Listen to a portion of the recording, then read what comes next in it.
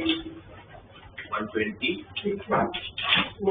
पुराने वाली मॉडल 11 वाली मॉडल तो ईयर कौन सा 24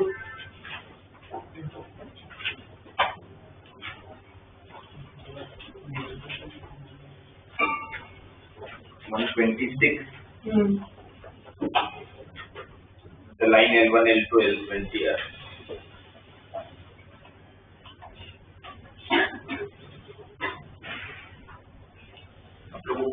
क्वेश्चन देखो दिया है कि देयर आर 20 डिस्टिंक्ट लाइन है ना L1 से चालू के 5 तक जा रहा है L20 तक for n equal to 1 2 3 up to the 10 L of 2n minus 1 2n minus 1 कैसा नंबर होता है और यहाँ पर n की वैल्यू आपको 1 से चालू करके कहाँ तक जानी है 10 तक अगर 1 रखोगे तो L1 आएगा 2 रखोगे तो L3 आएगा 3 रखोगे तो L5 आएगा 10 रखोगे तो L19 आएगा और वो सारे के सारे बोले पैरेलल सारे के सारे कैसे लाइन है अच्छा पहले तो L1 से लेकर अगर L20 में अगर total number of intersecting point अगर पूछा जाता और कोई कंडीशन नहीं की होता तो मेरा आंसर कितना होता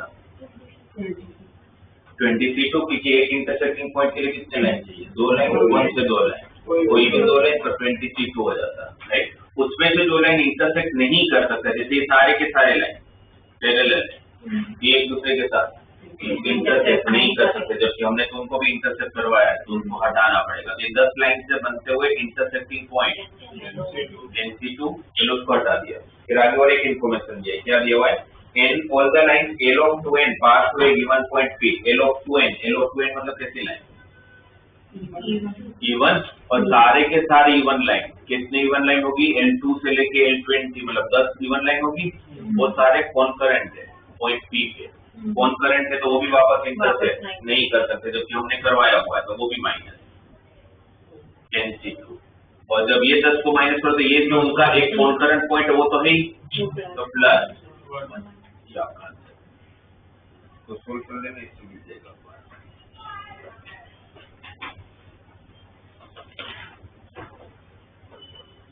और कोई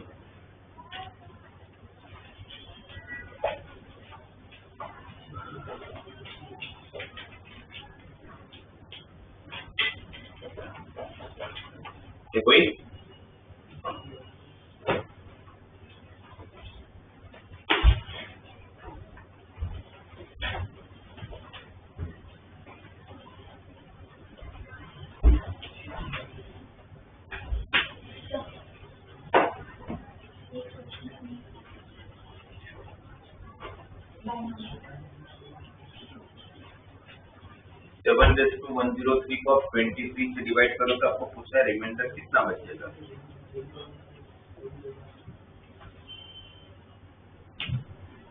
कैसा क्या करते हैं ऐसे क्वेश्चन में किसी नंबर को अगर आप डिवाइड करना हो तो बेस में कुछ भी करके 23 लाने के लिए ट्राई करना 7 और 23 के बीच में बहुत बड़ा डिफरेंस है तो 7 का ऐसा कोई पावर जो 23 के मल्टीपल के आसपास में आता हो सबसे नजदीक 7 का वो मल्टीपल सोचो पावर सोचो मतलब बेसिकली जो 23 के एकदम आजू बाजू में आता होगा 23 के मल्टीपल में आता होगा 7 का स्क्वायर कितना होता है 49 अगर 49 लेते हो तो पहले तो यहाँ पर पावर 2 ले नहीं पाओगे क्योंकि पावर ऑड है तो अगर मैं 7 को अगर कॉमन भी ले लूं अगर मैं अगर वो सोचता हूँ मतलब मेरे पास बहुत सारे वे हैं इस क्वेश्चन को करने के अगर मैं 49 के साथ सोचता हूँ तो ऊपर फिर पावर इवन होना चाहिए एक 7 बाहर ले लो एक 7 बाहर ले लोगे कितना बचा 7:102 जिसको आप क्या लिख सकते हो 49 का पावर ये 49 का 23 के मल्टीपल के आजू बाजू में सोचोगे तो 23 into 2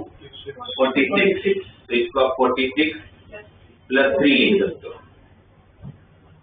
राइट इसका जब आप एक्सपांशन करोगे तो हर टर्म में 46 होगा एक्सेप्ट तो बाकी सारे टर्म तो 23 से डिवाइड हो ही जाएंगे सिर्फ वन सा टर्म नहीं होगा डिवाइड लास्ट टर्म कितना होगा 3 का पावर 21 जब इसको आप 23 से डिवाइड करोगे कितने को तो आपका रिमाइंडर कितना बचेगा 3 का पावर 21 जो किसके साथ मल्टीप्लाई होने वाला है 7 के साथ तो 7 into 3:51 अभी तक आपका आंसर आया राइट वापस ये 3:51 को सोचना पड़ेगा 3 का ऐसा कोई पावर जो 23 के आजू बाजू में होता है 3 का ऐसा कोई पावर तो 23 के आजू बाजू में होता है। 3 का पावर 3 पर 3 का पावर 3 करोगे तो 27 आएगा। अगर उसके हिसाब से सोचो तो 3 का पावर 3 27 का पावर 17 है ना। 27 को क्या लिखोगे आप? 23 प्लस 4 का पावर 17, राइट। वापस आप अगर इसको देखोगे तो हर पर टर्म के अंदर 23 होगा एक्सेप्ट लास्ट वाला टर्म। तो आपका रिमाइंडर कितना होगा? 4:17 और 7 पहले से मल्टीप्लाई में अब 4:17 तक पहुंचे। आपका रिमाइंडर ये भी नहीं हो सकता, तो वापस 4 का ऐसा कोई पावर सोचना पड़ेगा तो 23 के आजू बाजू में आता हूँ। 4 का पावर 17 जो 23 के आजू बाजू में आता हूँ। 23 into 1 23 into 2 46 की 4 की कोई पावर के आजू बाजू में नहीं आता। 23 into 3 69 तो वो तो 64। 23 into 2 23 into 3 69 होता है। 4 का क्यूब मतलब नहीं है, बहुत बड़ा, बहुत गैप है। और कोई पावर सोचते हैं।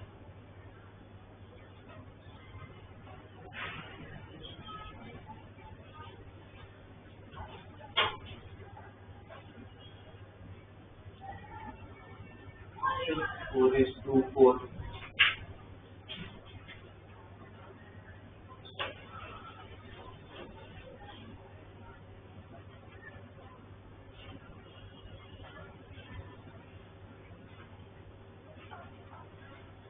23 का कोई भी मल्टीपल ऐसा होता होगा जो नजदीक होता होगा। 23 into 11 कितना होता है? 253 256 पे है।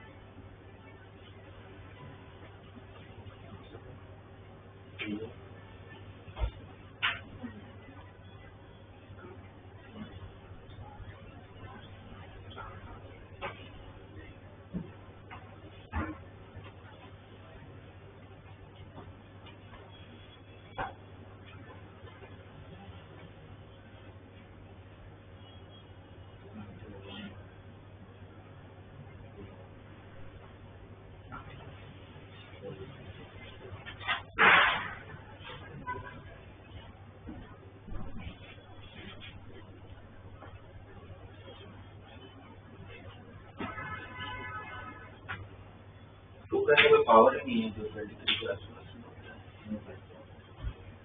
एक मिनट छोड़ दो इसमें, मुझे कुछ और सोचो।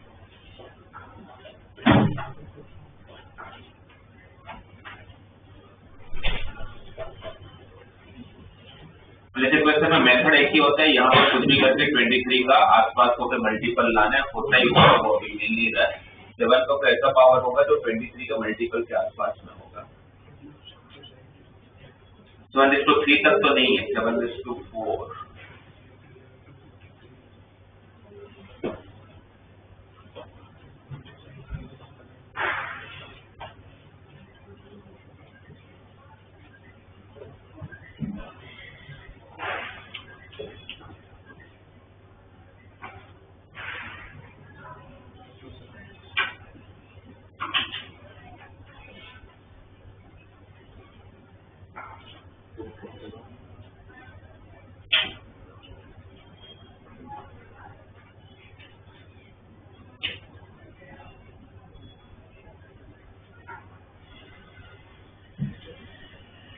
into 104 उसमें 92 होता है।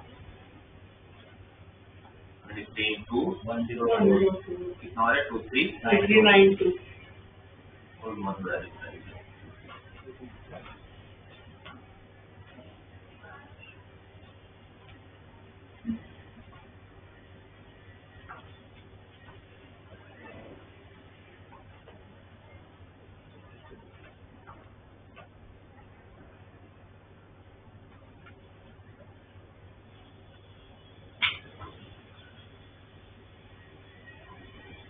सेवन का पावर 5 करो ना, कितना हो रहा है कैलकुलेट करो।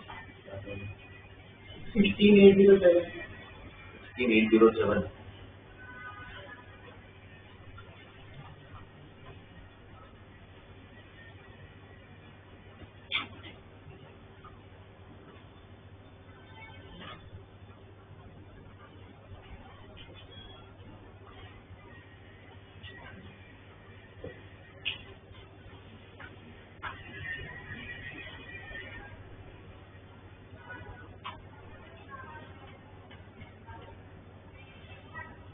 उसमें 17 का डिफरेंस है।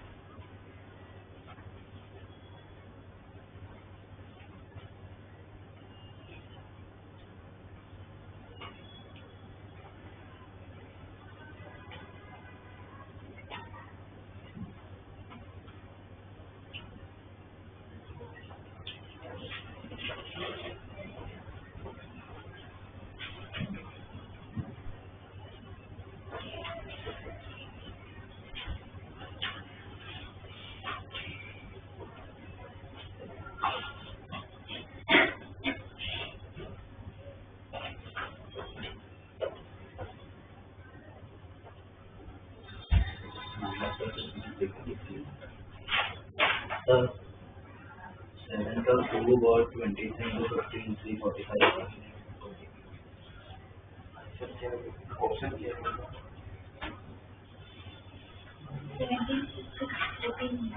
14 ये आंसर है। ये 23 के भी मल्टीपल के आसपास आ ही नहीं रहा है। नॉर्मली आप होता है, मतलब 100 क्वेश्चन करोगे तो 90% में ऐसा होता है। कभी कोई जैसे अभी ये है तो इसमें नहीं हो रहा है। इसमें हम लोग नॉर्मली क्या करते हैं, ऐसे क्वेश्चन आते हैं तो यहाँ पर +1 या -1 ऐसा ही कुछ स्टेट होता है 90% केस में। इसमें ऐसा नहीं हो रहा है। जब मैं यहाँ पर भी पहुंच रहा हूँ 2 to 34 तक कम करते करते, तो भी ऐसा है कि 2 का पावर 8 256 और 23 into 11 वो दोनों में 3 का डिफरेंस है। वो सबसे कम डिफरेंस है, मतलब बेसिकली सर 2 का भी आ रहा है, 2 का भी आ रहा है। 7 का क्यूब 2 तो पहुंच ही गए थे अपने, 2 तो ऑलरेडी थी अपने, तो कोई फायदा नहीं है उसका। तो इसको मैंने 2 मतलब 4 का मल्टीपल लाने के लिए यहाँ पर 4 कॉमन लिया, तो 232 बचेगा। 232 को मैंने लिखा 2⁸ 256⁴, ठीक है। 256 होता है 23 इंटू 11 प्लस 3, तो ये तो 23 का मल्टीपल हो गई। लास्ट वाला टर्म एक बचेगा जो किसी से डिविजिबल नहीं होगा, तो 3⁴, तो वैसे ही छोटा नंबर हो गया 28 इंटू 81। अब 81 को ढूंढने की जाने की जरूरत नहीं, इसको डायरेक्ट हम 23 से डिवाइड करते हैं, 23 से डिवाइड करते इसका रिमाइंडर 5 होगा, इसका रिमाइंडर 23 3 जा 69 और 12 का डिफरेंस है, तो यहाँ पर 12 होगा, फिर इसका रिमाइंडर 5, इसका रिमाइंडर 12, मल्टीप्लाई में तो पूरा कितना हो गया 60 को जब आप 23 से डिवाइड करोगे 23 2 जा 43, तो बाकी 14 रिमाइंडर।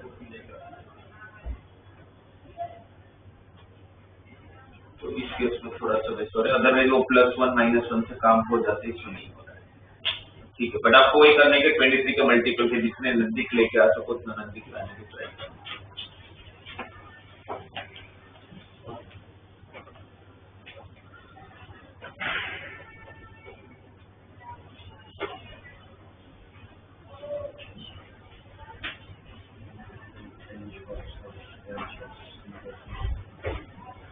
बोले कि इन shooting competition men can score 5 point, 4 point, 3 point, 2 point, 1 point or 0 point for each shot. Then the number of different ways in which he can score 10 in 7 shots.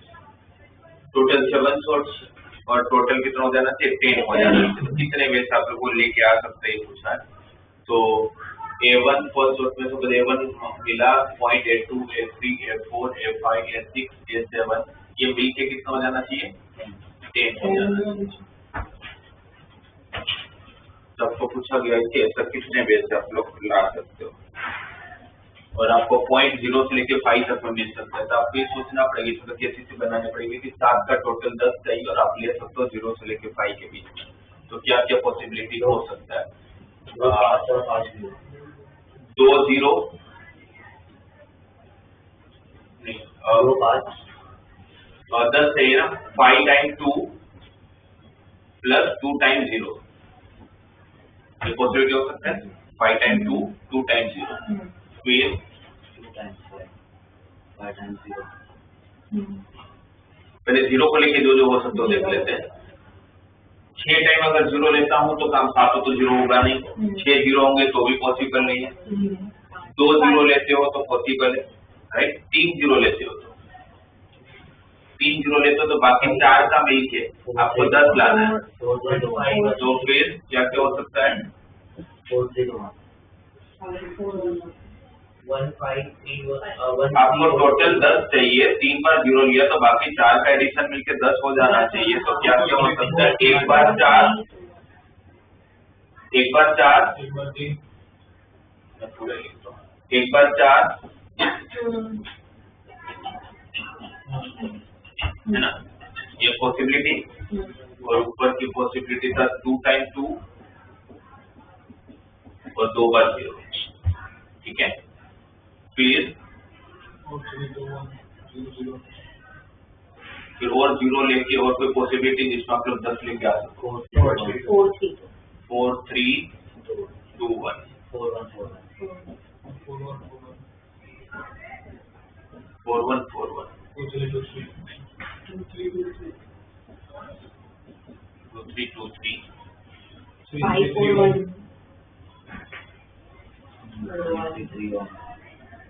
एक 0 भी तो हो सकता है 3 3 3 1 नहीं, एक 0 नहीं, एक भी 0 ना हो ये भी तो हो सकता है ना। 5 बार 1 आ जाए एक 5 हो जाए, एक 0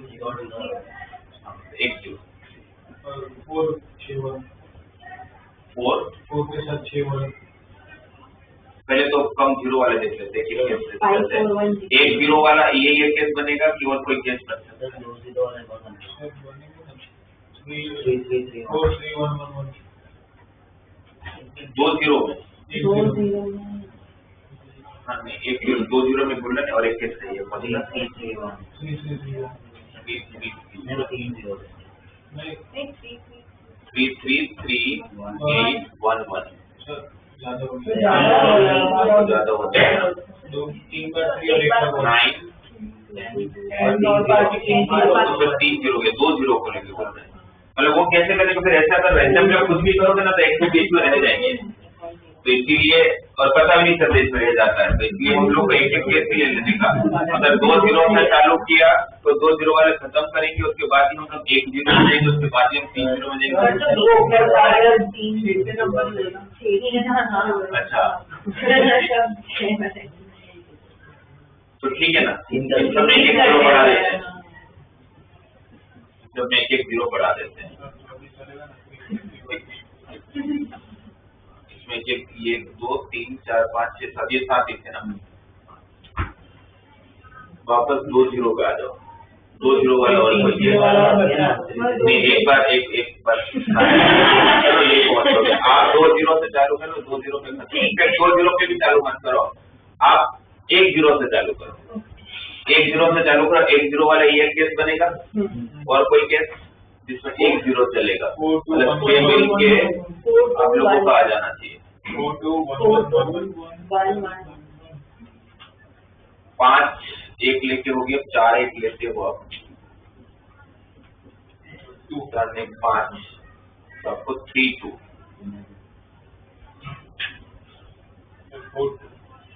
4 2 या तो 3 3 4 2 या तो फिर 3 फिर आप 0 लोगे, 3 बार 1 ले लो, 3 बार 1 लेते हो तो फिर आपके पास 4 2 3 1 हो गया, 3 2 2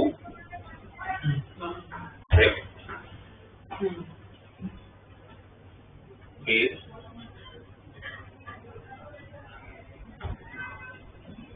ये होगा ना, और तो कोई नहीं मिल रहा है।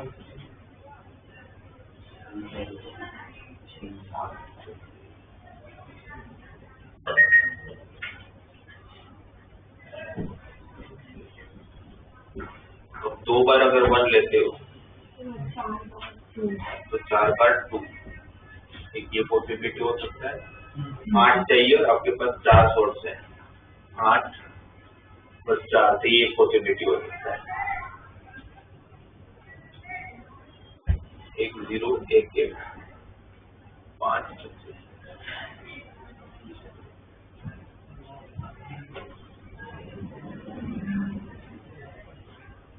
1 0 को लेके शायद ये सारे केस हो गए, अगर कोई खुले नहीं है तो दिख तो नहीं रहा है,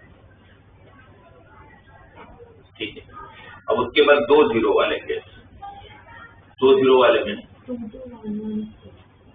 मतलब 2 0 आ गया तो 5 सोर्स 10 पॉइंट चाहिए, तो 502 हो सकता है।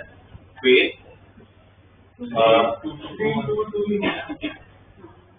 जैसे 5 2 लिया तब 4 बार 2 लेके 3 बार 2 लेके अगर कोई पॉसिबिलिटी बनता हो, 3 3 2 2 2 ये भी एक हो सकता है, 3 2 2 2 1 ठीक है। 5 2 1 0 0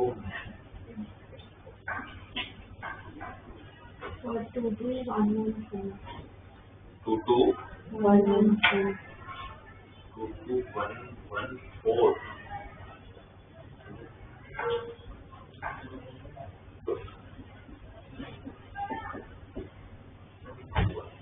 5 2 1 1 मतलब 5 2 1 1 1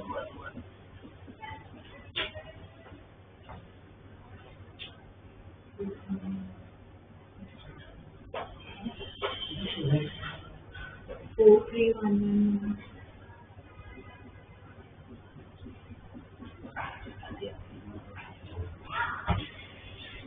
4 3 1 1 1 भी हो सकता है।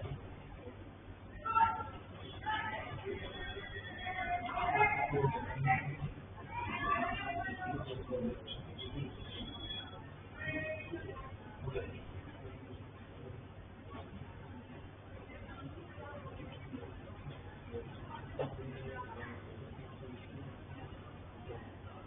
हो गए सही position.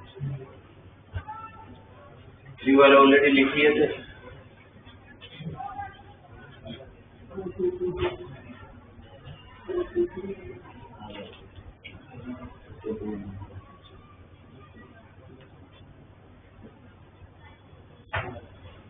Five three one 53 one 3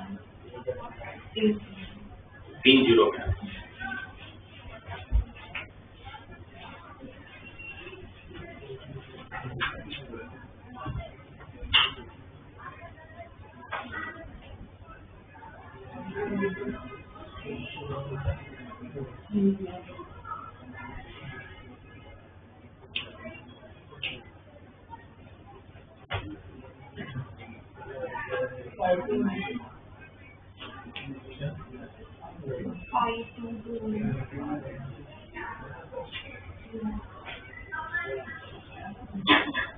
30 में शायद वही है। कौन सा 5221 5221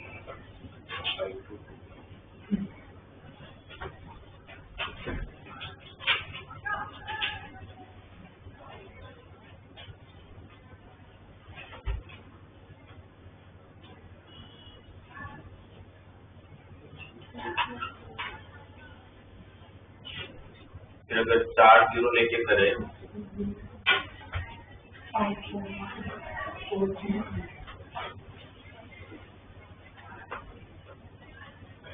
50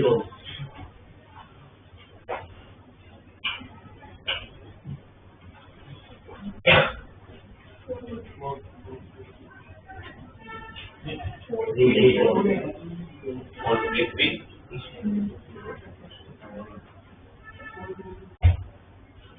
और कोई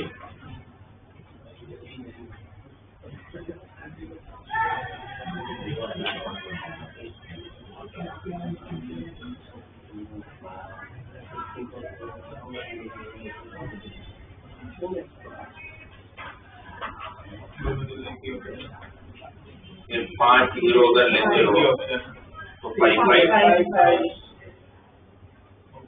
6 0 हो नहीं सकता। बच्चे ऐसे क्वेश्चन करने नहीं चाहिए क्योंकि ध्यानी यदि केस तो खुल ही जाएंगे अपने, क्योंकि इतना करने के बाद भी अभी कुछ हुआ नहीं है। ये केस बने अब उसको सबको करना पड़ेगा। ये 7 चॉइस और यहाँ पर 7 नंबर, अभी कैसे भी अरेंज हो सकता है क्योंकि आप इसको 4 0 तो ऐसे भी तो सकते ये 2 हो ये 4 हो बाकी सारे 2 हो, अरेंजमेंट भी होना है। ये अरेंजमेंट में 1 2 3 4 5 6 7 7 factorial divided by 3 factorial into 3 factorial, ऐसे हर केस का करना है आपको। और फिर उनका जब एडिशन करोगे तो आप लोगों को फाइनल आंसर मिलेगा, है ना। और इसका कोई I don't think so shortcut होता है, मतलब इस तरह से तो डायरेक्टली नहीं होता है। फिर इसका शॉर्टकट और एक होता है, बट वो फिर मल्टीनोमियल थ्योरम आप लोगों को आना चाहिए। तो अगर आप लोगों को मल्टीनोमियल थ्योरम का जनरल टर्म याद है, स्पेसिफिकली जब आप लोगों का नेगेटिव पावर होता है,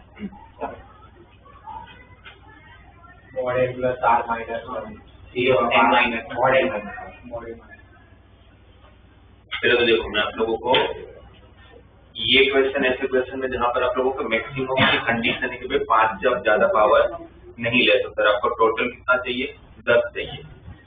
जैसे अगर मैं आपसे ये पूछूं कि मैं एक डाइस को थ्रो कर रहा हूँ, है ना, ये तो समझ मान लीजिए बीच मेथड तो नहीं करना चाहिए, अगर नहीं है तो क्वेश्चन छोड़ देना चाहिए। ये मेथड तो पक्का है कि नहीं करना चाहिए क्योंकि इसमें 1 2 गेट हम लोग भूल जाएंगे। जैसे अगर मैं आपसे बोलूँ कि मैं 3 डाइस को एक साथ थ्रो कर रहा हूँ और मुझे एडिशन 20 चाहिए, तो कैसे करोगे?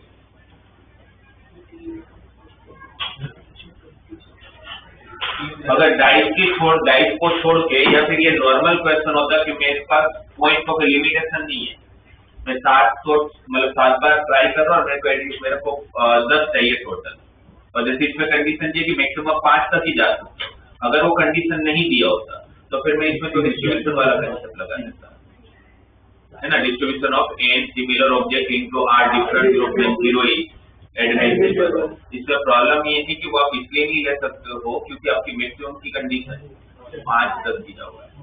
जब आप लोगों के पास जैसे 3 डाइस को मैं थ्रो कर रहा हूँ और मुझे बोला जाए कि मुझे एडिशन 10 चाहिए, तो मैक्सिमम बच्चे क्या करते हैं कि भाई पहले डाइस में x नंबर आए, दूसरे डाइस पे y नंबर है, तीसरे डाइस पर z नंबर है, तीनों के एडिशन नीचे कितना चाहिए 10। डाइस पे 1 तो सॉरी 0 तो होता नहीं है, तो x is greater than equal to 1, y is greater than equal to 1, z is greater than equal to 1। तो 10 बॉल को 3 बॉक्स में डालना है और 0 इज नॉट इक्वल, तो डायरेक्टली कंसेप्ट है n-1 c of r-1 है ना, ये डायरेक्ट। तो आंसर क्या हो जाएगा 92, तो 36, बट इसका सही आंसर 36 नहीं है। इसका 36 सही आंसर इसलिए नहीं है बिकॉज इस केस के अंदर एक ऐसी भी पॉसिबिलिटी है जब आपने इसको 7 लिया, इसको 2 लिया, इसको 1 लिया, तो भी तो टोटल 10 होता है, बट डाइस पे 7 आएगा कैसे? तो यहाँ पर मैक्सिमम की कंडीशन है कि डाइस पे आप 6 से बड़ा नंबर नहीं लेते, तो फिर ऐसे केस में आपको जरूरत पड़ेगी मल्टीनोमियल थ्योरम की विथ नेगेटिव इंडेक्स।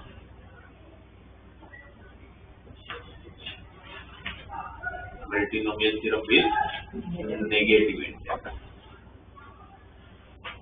उसमें क्या करना होता है इस क्वेश्चन में? फर्स्ट डाइस पर कोई भी डाइस पर मिनिमम 1 आ सकता है, मैक्सिमम 6 आ सकता है। तो आप x⁻1 से चालू करके कहां तक जा सकते हो? x⁻6 तक, राइट? कितने बार डाइस को थ्रो करना है? 3 बार, जैसा 3 डाइस तो x⁻3। एक डाइस में x⁻1 से चालू करके आप x⁻6 तक जा रहे हो, जैसे आपके पास कितने डाइस है? 3 डाइस है, राइट? इसके एक्सपांशन में आप लोगों को ढूंढना है कोएफिशिएंट ऑफ x⁻10। x⁻10 क्यों? बिकॉज मुझे एडिशन 10 चाहिए। ये आप देखो तो जीपी है, जीपी के एडिशन की formula a into r is to power -1 upon r minus 1 raised to power 3।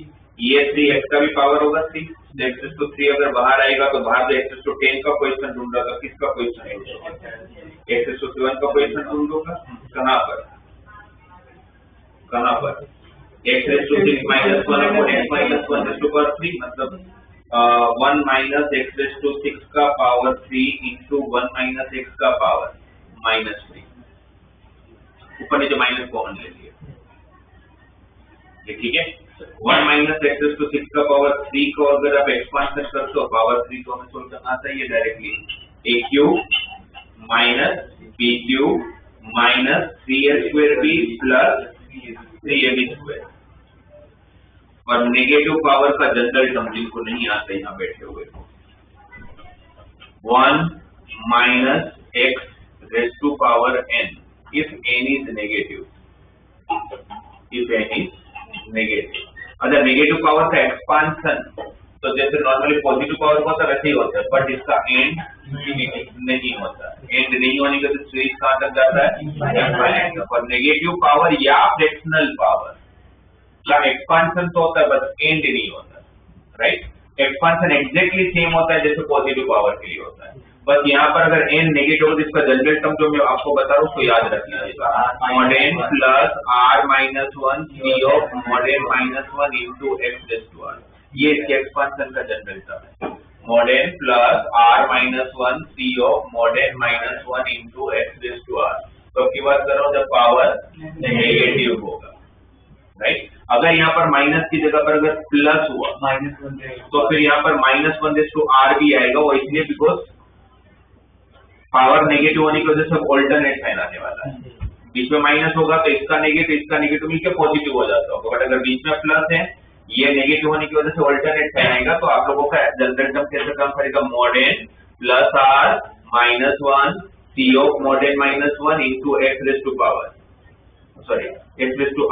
into -1/r क्या करेगा? ऑल्टरनेट साइन देगा, क्योंकि -1 का और पावर नेगेटिव देगा, -1 का इवन पावर पॉजिटिव देगा, राइट? तो उसके हिसाब से अगर इसका जनरल टर्म अगर लिखोगे n कौन?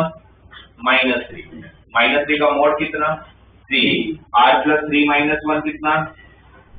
r+2 t of 3 का -3 का मोड 3 -1 2 into x⁻r। इसके एक्सपांशन का जनरल टर्म हो गया। अब इसका जब क्यूब किया तो हमें 4 टर्म मिले, उसमें से मेरे लिए ये वाला टर्म और ये वाला टर्म कोई काम का नहीं है। क्यों काम का नहीं है? क्योंकि आपको जाना कहाँ तक है, और ये ऑलरेडी 18 और 12 की बात करें, पावर को कम थोड़ी कर सकते हो, पावर को आप बढ़ा सकते हो, कम नहीं कर सकते। 1 काम का है, 1 के साथ जब ये मल्टीप्लाई होगा तो मुझे क्या चाहिए था, x⁻⁷ तो r की जगह पर क्या होना चाहिए 7, तो मेरा काम होगा 7 + 2 9 C2 पहले। ये काम का नहीं है, ये काम का। यहाँ पर x का पावर ऑलरेडी कितना है 6, तो यहाँ पर कितना चाहिए 1, तभी तो 6 + 1 7 होगा। तो फिर आप लोगों को यहाँ पर 1 रखा तो 1 + 2 3 C2, और यहाँ पर ऑलरेडी -3 तो था, तो -3 × 3 C2, ये टर्म आपका काम करेगा। 92 का आंसर 36, वही आंसर आएगा जो यहाँ मिला होगा आपको डायरेक्टली, और उसमें थोड़ी चीजें माइनस होने वाली है। तो 3C2 3 × 3 9 36 - 9। तो जब आप 3 टाइप को थ्रो करते हो एक साथ या एक के बाद एक, और अगर आपको एडिशन अगर 10 चाहिए तो कितनी पॉसिबिलिटी है 27 पॉसिबिलिटी। ये multinomial theorem with negative index आपको तब काम आता है पीएनसी में जब आप लोगों के पास मैक्सिमम की कंडीशन दीजिए, भाई इससे ज्यादा नहीं ले सकते हो, जैसे उसमें कि आप 5 से ज्यादा नहीं ले पाओगे, तो मैं केसेस बनाने नहीं बैठूंगा, राइट। ये केसेस इसलिए बनाए कि आप लोग मोस्टली सब लोग केसेस बना के करते हो, मैक्सिमम बच्चे केसेस बना के करते हो, बट आपको नहीं करना है। आपको क्या करना है, यहाँ पर मिनिमम आप x⁻0 से चालू कर सकते हो, मैक्सिमम कहाँ तक जा सकते हो x⁵ तक, और ऐसा आप कितनी बार कर रहे हो 7 बार, तो r⁻⁷।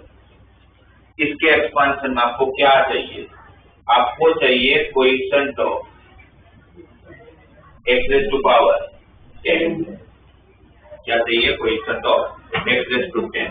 x⁻0 मतलब 1, कौन सी सीरीज है जीपी होती है, जीपी की फॉर्मूला a × 1 -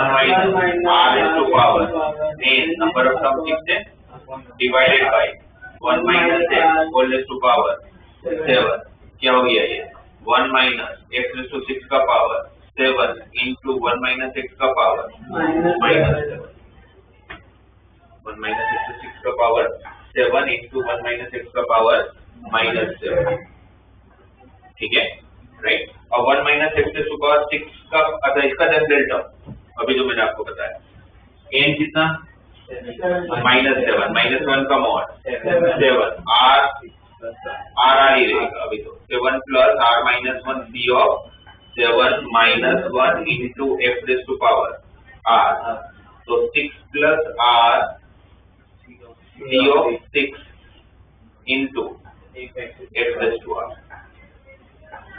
1 - x⁻6 का पावर 7। इसका जब आप एक्सपांशन करोगे तो फर्स्ट टर्म क्या होगा 1, सेकंड टर्म क्या होगा 7c1 × x⁻6, उसके बाद का टर्म क्या होगा 7c2 × x का पावर 12, इससे 5 बढ़ेगा। भाई सेकंड का पावर आप इंक्रीज करोगे तो x⁻6 का पावर 1, उसके बाद x⁻6 का पावर 2, तो कितना होगा 12। तो मैं लिख ही नहीं रहा हूँ, मेरे लिए काम के नहीं है, क्योंकि मुझे जाना ही कहाँ तक है x⁻10 तक। एक के एक्सपांशन में से टोटल कितने टर्म है 8, जितना पावर हो तो एक टर्म ज्यादा होता है, फर्स्ट का पावर डिक्रीज होता है, सेकंड का पावर इंक्रीज होता है। x⁻6 का पावर 1 से चालू हुआ तो उसके बाद x⁻6 का पावर 2 आएगा ना, तो 12 हो जाएगा। तो मेरे लिए काम का नहीं है, मेरे लिए यही 2 टर्म काम के। 1 के साथ जब ये मल्टीप्लाई होगा और आपको x⁻10 जब यहाँ पर r की जगह पर क्या रखोगे 10, तो आप लोगों को होगा 10 + 6 16, फिर यहाँ पर गया x⁻6 ऑलरेडी है, तो यहाँ पर x का पावर 4 चाहिए, तो -7 × 10c6। इसको सॉल्व कर लीजिएगा आप लोग आंसर। इसमें केसेस नहीं बनाने चाहिए, इसमें किसको यूज करना चाहिए मल्टीनोमियल थ्योरम। कब यूज करोगे मल्टीनोमियल थ्योरम को, जब भी आप लोगों को मैक्सिमम की कोई कंडीशन दे दिया जाए, आपको बोला जाए कि मुझे एक क्वेश्चन पेपर बनाना है, उस क्वेश्चन पेपर मुझे 8 मार्क का बनाना है, 8 मार्क का क्वेश्चन पेपर बनाना है जिसके अंदर 3 क्वेश्चन है, ये 4 क्वेश्चन है और मेरा क्वेश्चन 3 मार्क से ज्यादा का नहीं होना चाहिए। तो मैं कितने अलग अलग तरीकों से पेपर बना सकता हूँ? 8 मार्क्स का पेपर, 4 क्वेश्चन और कोई भी क्वेश्चन 3 मार्क्स से ज्यादा नहीं होना चाहिए। तो मैं कितने वे से क्वेश्चन पेपर बना सकता हूँ? तो फिर इसमें भी वापस किसका यूज करोगे? मल्टीपल। कैसे? क्योंकि आपका कोई भी क्वेश्चन होगा 0 मार्क का तो होगा नहीं, मिनिमम कितने मार्क का होगा? 1 मार्क का होगा। तो 1 मार्क से चालू करके आप मैक्सिमम कितने मार्क्स तक जा सकते हो? 3 मार्क तक। और ऐसा आपके पास कितने क्वेश्चन है? 4 तो रेज़ टू पावर 4। इसके एक्सपेंशन में मैं किसका कोएफिशिएंट ढूंढ रहा हूँ? x raise to 8। टोटल कितना होना चाहिए? 8। ये ढूंढ लो। यहाँ से क्या कॉमन? एक बाहर आएगा तो x रेज़ टू 4 हो जाएगा। x रेज़ टू 4 पहले आ गया तब मैं कोएफिशिएंट किसका ढूंढूंगा? x रेज़ टू 4 का। किसमें? किसके एक्सपेंशन में? 1 plus x plus x square का पावर 4। एक कॉमन ले लिया। जीपी हो गया।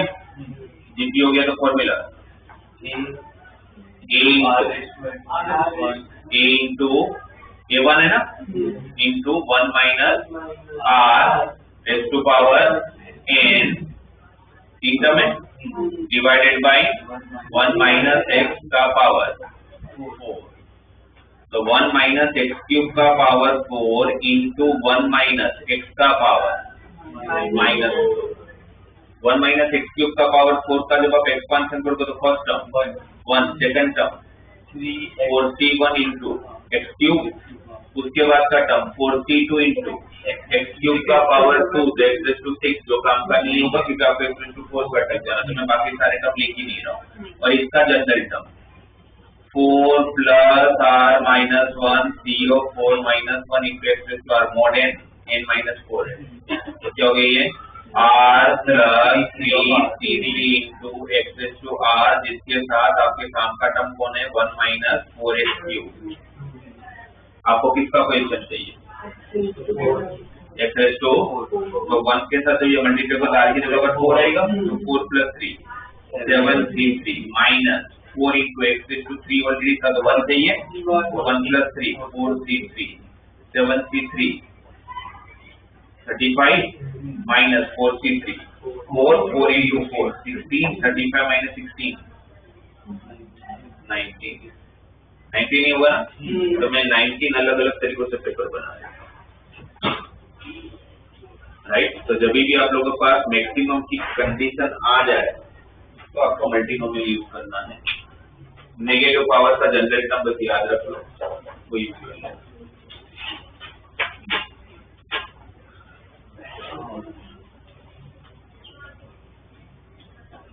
और अगर मैक्सिमम की कंडीशन नहीं हो तो फिर डिस्ट्रीब्यूशन लगा लेना चाहिए, फिर आपको कुछ करने की जरूरत नहीं है।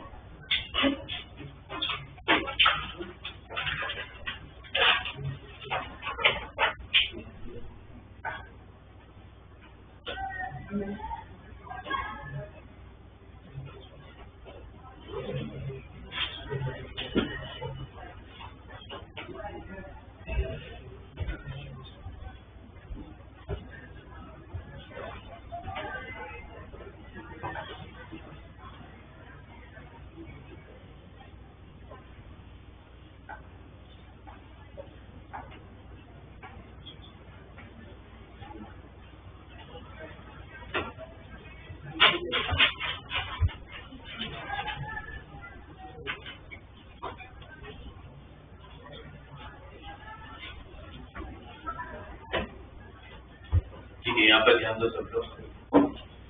हम लोगों ने पीएनसी में जो कंसेप्ट मुझे पता है या पूछते हैं नॉर्मल मैंने डिस्कस किया आप लोगों से। नेक्स्ट उसी का भाई प्रोबेबिलिटी। आप लोगों को पता है कि सब कुछ सेम ही होता है, बस इसके अंदर और पीएनसी में एक ही फर्क होता है।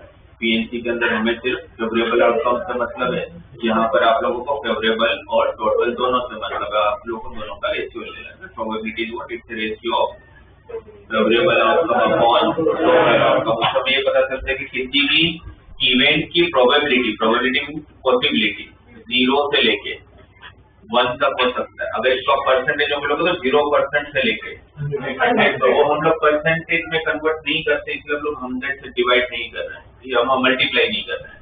राइट।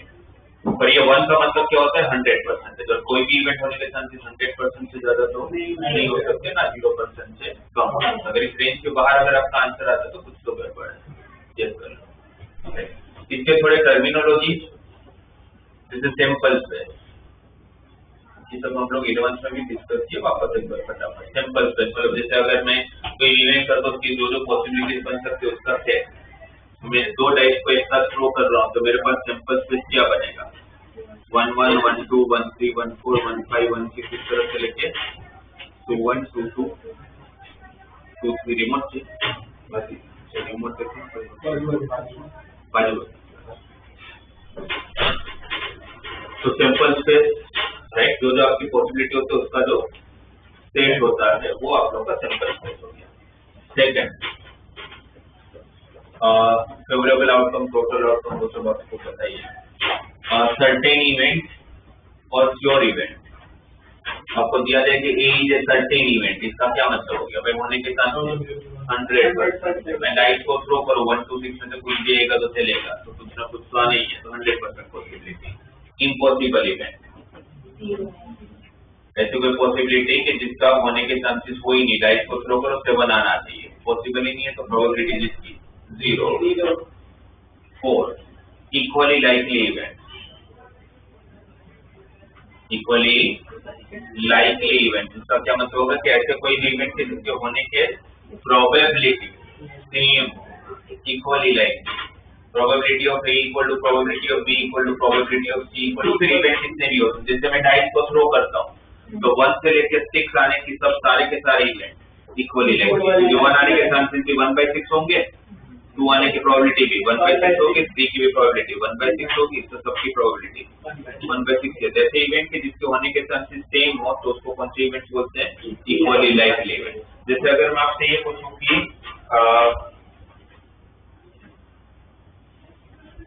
मैं कोइन को टॉस कर रहा हूं, ठीक है, मैंने कोइन को टॉस किया, उस कोइन पे अगर हेड आया, उस कोइन पे अगर हेड आया तो मैं वापस कोइन को टॉस करूंगा, तो वापस कोइन को टॉस करूंगा तो क्या हो जाएगा, हेड और टेल। पर अगर उस कोइन पे अगर टेल आया तो मैं डाइस को थ्रो कर रहा हूं, तो मैं डाइस को थ्रो कर रहा हूं, तो डाइस को थ्रो करूंगा तो 1 2 3 4 5 6 में से कुछ भी आ सकता है, करेक्ट। तो अगर मुझे ये पूछा जाए लास्ट में सब इवेंट हो जाने के बाद कि टेल आने की प्रोबेबिलिटी कितनी होगी, टेल आने की प्रोबेबिलिटी कितनी होगी, तो टोटल आउटकम में क्या क्या लिखेंगे, क्या था पूरा इवेंट, एक बार फर्स्ट टाइम कोइन को टॉस करना है, हेड आए तो वापस कोइन को टॉस करना है, टेल आए तो डाइस को थ्रो करना है, then find the probability that your outcome is head. तो टोटल आउटकम में क्या क्या है, आपका इवेंट यहाँ से चालू हुआ तो मैं यहाँ से देखना चालू करूंगा और मैं यहाँ पर खत्म करूंगा, मुझे यहाँ पर जहां जहां पर भी टेल दिख रहे हो सारे मेरे आउटकम, मेरे सारे ही टोटल आउटकम में कंसीडर होगा, राइट। तो टोटल आउटकम में क्या क्या आ जाने वाला है,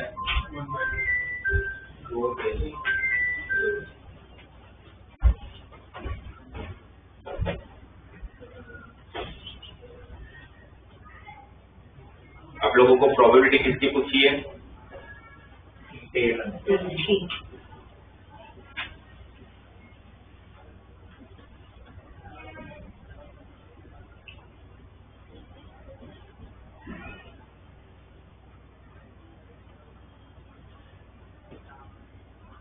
outcome was at least one head, one tail।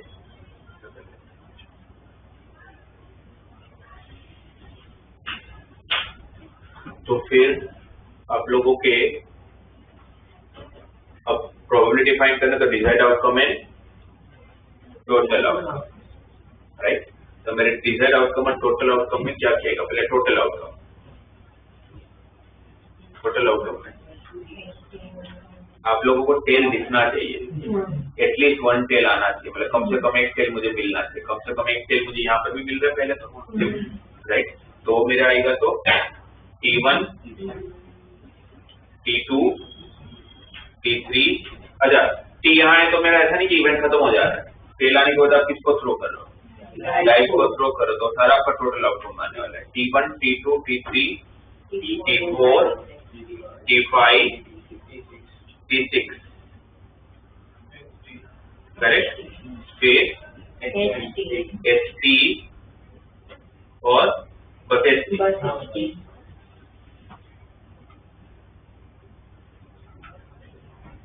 ये आप लोग का टोटल आउटकम हुआ कि ये डिजायर्ड आउटकम हुआ? ये डिजायर्ड आउटकम हुआ। ये किसका, ये क्या हुआ? इसकी तो प्रोबेबिलिटी फाइंड करना आपको, जिसकी प्रोबेबिलिटी फाइंड करनी है वो आपके लिए क्या है? Desired outcome. जिसकी प्रोबेबिलिटी आपको फाइंड करनी है वो आपके लिए क्या बनेगा? Total outcome. तो ये आपका टोटल आउटकम नहीं, ये आपका क्या है? Desired outcome. तो फिर टोटल आउटकम क्या है? ये तो मुझे वो चाहिए मिला जो मुझे चाहिए था। अब टोटल आउटकम क्या होगा? जो हो सकता है वो सब कुछ। टोटल आउटकम विदाउट कंडीशन वाला केस। तो विदाउट कंडीशन वाले केस में क्या आएगा? T1, T2, T3, T4, T5, T6,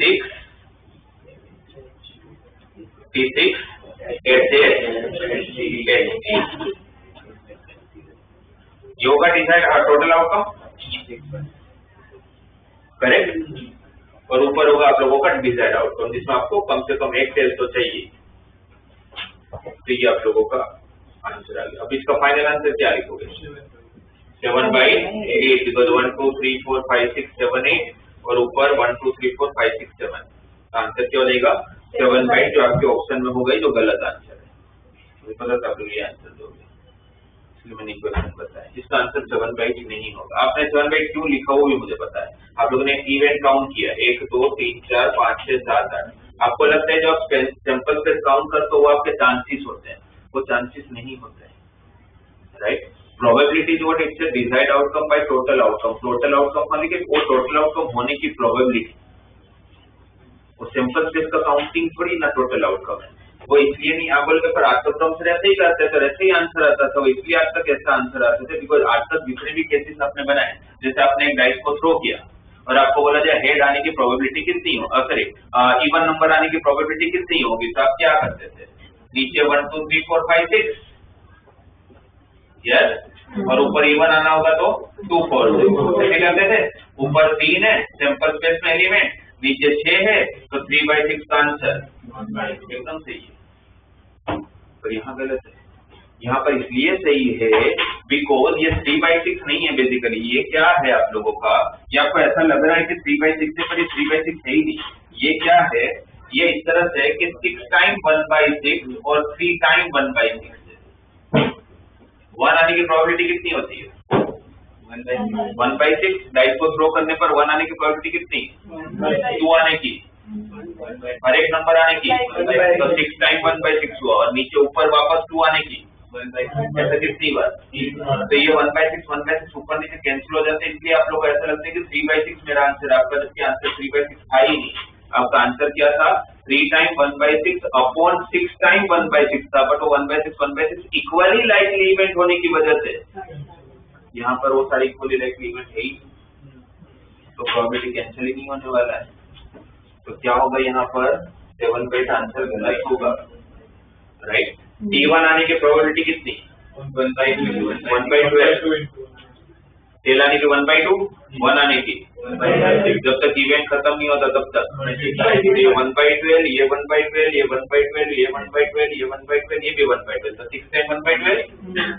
पर ये 1/12 नहीं है, ये 1/4 है।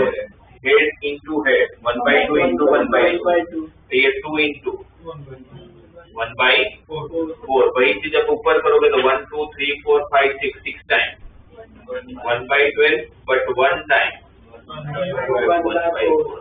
ऊपर आएगा 1/2 प्लस 1/4, 3/4। नीचे आएगा 1/2 प्लस 1/2, 1। ये 1/2 हो गया ना, तो 3/4 आंसर होगा इसका। आप लोग का आंसर 7/8 आ रहा था, तो गलत आंसर होगा। इसलिए ध्यान देना है, आप सैंपल स्पेस का काउंटिंग करके डायरेक्टली आंसर लिख सकते हो, बट अगर वो इक्वली लाइकली इवेंट हुए तो। अगर नहीं हुए तो आप लोग को प्रोबेबिलिटी, बेसिकली हम लोग ये सैंपल स्पेस काउंटिंग जो मैंने आपको समझे, इस पे ध्यान देना। आप भले आप सब 3/6 करते, पर इसलिए 3/6 था ही नहीं, वो 1/6 कट हो रहा था, इसलिए आपका आंसर मैच हो जा रहा था। और केस में कैंसिल नहीं होगा। कब कैंसिल हो सकता है? ऊपर नीचे नहीं होगा तो फिर आपको देखना पड़ेगा, ठीक है। इक्वली लाइकली इवेंट उसका मतलब मैंने आपको बताया कि क्या बोलना चाहते हैं वो लोग।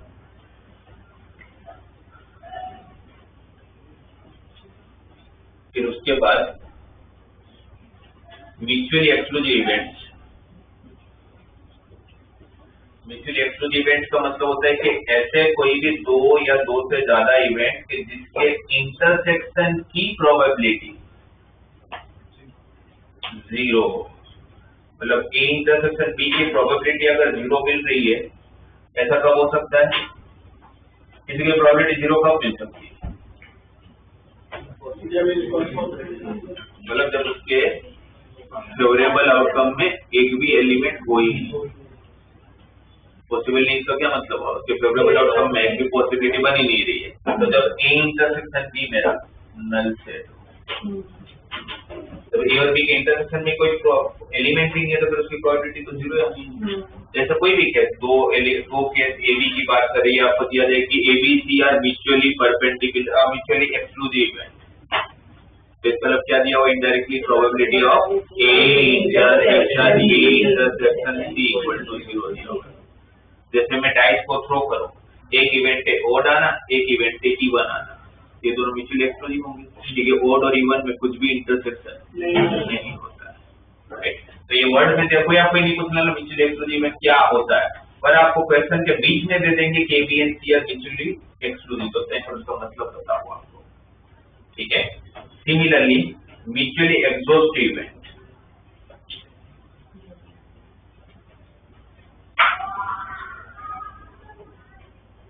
Mutually exhaustive event, mutually exhaustive event का इनडायरेक्टली मतलब है कि अगर आपको 2 इवेंट दिया जाए या 3 इवेंट दिया जाए, 4 इवेंट दिया जाए, 5 दिया जाए, हर एक की प्रोबेबिलिटी अगर आप काउंट कर लो तो 1 हो जाना चाहिए। ऐसे कोई भी इवेंट 2, 3, 4, 5 की जिसकी इंडिविजुअल प्रोबेबिलिटी का एडिशन कर लो तो आंसर कितना हो जाना चाहिए? 1 हो जाना है। जैसे मैं आपको एग्जांपल देता हूँ, मैं डाइस को थ्रो करता हूँ, हेड आना और फिर हेड किया, ओड आना और इवन आना, ओड आने की प्रोबेबिलिटी और इवन आने की दोनों के एडिशन मिल गया। क्योंकि जब आप डाइस को थ्रो करते हो तो आपके पास दो में से कुछ तो बनेगा ही, या तो ओड आएगा या तो इवन आएगा, या तो ओड आएगा या तो इवन आएगा। ऐसा थोड़ी पॉसिबल है कि ओड भी नहीं है और इवन भी नहीं है। जैसे अगर मैं वेन डायग्राम से समझाऊं, मुझे अगर ऐसे दिया जाए, मुझे बोला जाए कि ये डायग्राम देखे कि ये ए और बी कोई इवेंट है, कोई भी ये म्यूचुअली एक्सक्लूसिव इवेंट है या नहीं है, तो आप क्या बोलोगे? ये म्यूचुअली एक्सक्लूसिव इवेंट है? नहीं है। क्यों? इंटरसेक्शन है, कुछ ना कुछ तो है इंटरसेक्शन। क्या ये म्यूचुअली एक्सक्लूसिव इवेंट है? ये म्यूचुअली एक्सक्लूसिव भी नहीं है। पता ये नहीं है। क्यों नहीं है? बिकॉज ये यूनिवर्सल आपका 1 होता है। इस यूनिवर्सल 1 में ए भी है, बी भी और बाहर का भी पार्ट है, जो ए और बी में से है ही नहीं और कुछ तीसरा ही है। मतलब अगर आप लोगों के स्कूल में अगर आप लोगों को कोई फॉरेन लैंग्वेज का ऑप्शन दिया जा रहा है कि भाई पर कंपल्सन नहीं है, आप फ्रेंच सीख सकते हो और रशियन सीख सकते हो, सीखना हो तो थोड़े बच्चे ऐसे होंगे जो फ्रेंच सीखेंगे, थोड़े बच्चे ऐसे होंगे जो रशियन सीखेंगे, थोड़े और ज्यादा ऐसे तो दोनों सीखेंगे, और थोड़े ऐसे होंगे जिनको कुछ नहीं करना तो कुछ भी नहीं सीखेंगे। ऐसे भी लोग होंगे, राइट। आपके स्कूल में जब आप साइंस लेते हो तो आपको ऑप्शन पूछा जाता है कि भाई आप या तो मैथ सिलेक्ट कर सकते हो, पीसीएम या तो पीसीबी, पर ऐसे भी तो होते हैं जो पीसीएम भी होगा। तो ये वाला केस कोई मुझे पूछे म्यूचुअली एक्सक्लूसिव है बट म्यूचुअली एक्सक्लूसिव नहीं है, क्योंकि ऐसे बच्चे हो सकते हैं कि जिन्होंने दोनों सब्जेक्ट सिलेक्ट किया हो, तो कुछ ना कुछ कॉमन पार्ट हो सकता है। बट ऐसा थोड़ी होगा कि मैंने साइंस लिया बट मैं मैथ्स भी नहीं ले रहा हूँ, बायो भी नहीं ले रहा हूँ, ऐसा तो पॉसिबल ही नहीं है। तो दोनों मिलके 100% हो जाएंगे, राइट। तो म्यूचुअली एक्सक्लूसिव का केस है बट म्यूचुअली एक्सक्लूसिव का केस नहीं है। तो आपको कभी भी अगर ऐसा दिया जाए कि A and B are mutually exclusive events, तो इनडायरेक्टली आपको ये दे दिया कि probability of A union B equal to 1, probability of A union B equal to 1। क्योंकि फिर आपके पास बाहर कुछ भी नहीं है, ये ए यूनियन बी 1 नहीं है। ए यूनियन बी तो सिर्फ इतना ही होता है ना, ए यूनियन बी तो सिर्फ इतना ही पार्ट है, बट उसको छोड़ के भी कोई पार्ट है आपके पास जो सब वो मिला के 1 होने वाला है। बट ये बाहर कुछ भी नहीं होगा, सिर्फ इतना ही मिलके 1 हो जाता है। तो कौन सी इवेंट हुए? Mutually exclusive event. ये सारे वर्डिंग पे ध्यान देना है, तो ये वर्डिंग आप लोगों को क्वेश्चन के बीच में आएंगे। एबीएनसी और म्यूचुअली एक्सक्लूसिव इवेंट पता ही नहीं है क्या है म्यूचुअली, तो उनका मतलब क्या हुआ एबीएनसी और म्यूचुअली एक्सक्लूसिव, तो probability of A union B union C equal to 1 है। ठीक है,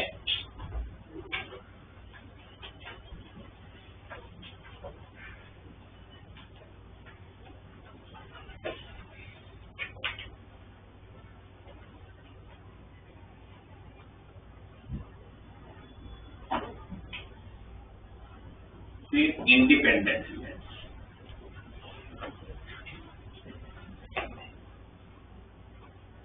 इंडिपेंडेंट इवेंट्स नाम में ही देखो इंडिपेंडेंट, अब ऐसे इवेंट्स की बात कर रहे हैं जो एक दूसरे पे डिपेंड नहीं करते। जब एक दूसरे पे डिपेंड नहीं करते हैं तो उसको मैथमेटिकली कैसे पता चलेगा एक दूसरे पे डिपेंड नहीं करते। जैसे अगर मैं आपको बोलूं कि मेरे पास प्ले को 52 कार्ड थे, उस प्ले को 52 कार्ड में से मैं रैंडम प्ले कार्ड सिलेक्ट कर रहा हूँ, वो कार्ड किंग का आएगा, उसकी प्रोबेबिलिटी कितनी? 4/52, 4 किंग होते हैं तो 4/52। वो कार्ड स्पेड का होगा, उसकी प्रोबेबिलिटी कितनी? 13/52। There are 4 suit, spade club heart and diamond, तो 13 कार्ड 13 C1/52 C1 तो 1/2। अब मुझे पूछा जाए कि दोनों जो इवेंट किया मैंने कि किंग आना चाहिए और स्पेड आना चाहिए, ये इंडिपेंडेंट है कि डिपेंडेंट इवेंट है? तो फिर मैं बोलूंगा भाई वैसे समझ में कि मैं पहली बार उठा रहा हूँ तो कार्ड उठाऊंगा तो किंग आएगा कि नहीं आएगा, उसको स्पेड से क्या लेना देना, राइट? तो ये दोनों है तो इंडिपेंडेंट इवेंट, एक दूसरे से मतलब नहीं है, एक दूसरे से मतलब नहीं है, बट वो पता कैसे चलेगा कि एक दूसरे से मतलब नहीं है? तो उसका मैथमेटिकली मतलब ये हुआ कि अगर आप लोग का ए और बी अगर इंडिपेंडेंट इवेंट है तो उनकी इंटरसेक्शन की प्रोबेबिलिटी दोनों की इंडिविजुअल प्रोबेबिलिटी के मल्टीप्लाई के बराबर है। इंडिविजुअल प्रोबेबिलिटी के मल्टीप्लाई के बराबर आ रहा है, मतलब एक दूसरे पे डिपेंड नहीं कर रहे। तो probability of A intersection B, probability of king intersection spade 1/50। King intersection spade का मतलब क्या हुआ?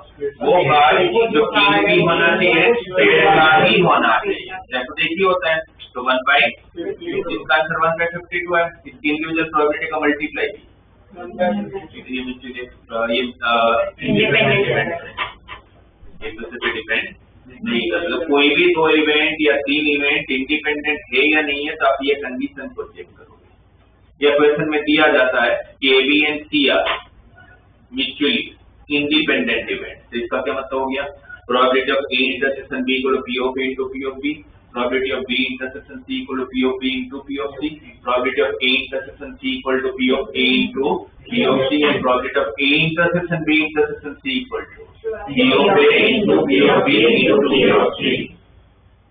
ठीक है, इंडिपेंडेंट इवेंट जब भी बोल देता।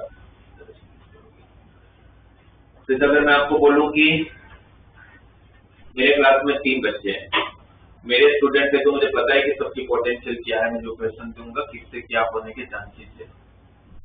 हो सकते हैं कुछ दिनों बच्चा फॉर्चुनेटली पढ़ के आया तो मेरा भी एजम्पशन गलत हो सकता है, राइट? पर अभी तक जो उसका बिहेवियर है पूरे 2 साल में, उसके हिसाब से मैंने जो क्वेश्चन दिया इस ए से वो क्वेश्चन बन जाएगी, उनके चांसेस 50% है, मतलब 1/2 चांसेस है वो मेरा क्वेश्चन बना लेगा।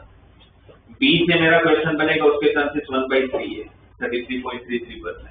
और सी से क्वेश्चन बनेगा, उसके चांसेस सिर्फ 25% है, मतलब 1/2 है। अब मैंने तीनों को आए क्लास में, तीनों को अलग अलग कोने में बिठा दिया, क्वेश्चन दिया, उसके बाद मैंने बोला आधे घंटे का टाइम, एक क्वेश्चन आधा घंटा। आधे घंटे बाद मैंने तीनों से आंसर शीट लिया, मैंने चेक किया। चेक करने से पहले अगर किसी ने मुझे ये पूछा कि आप प्रोबेबिलिटी फाइंड करके दो कि only one of them can solve the problem,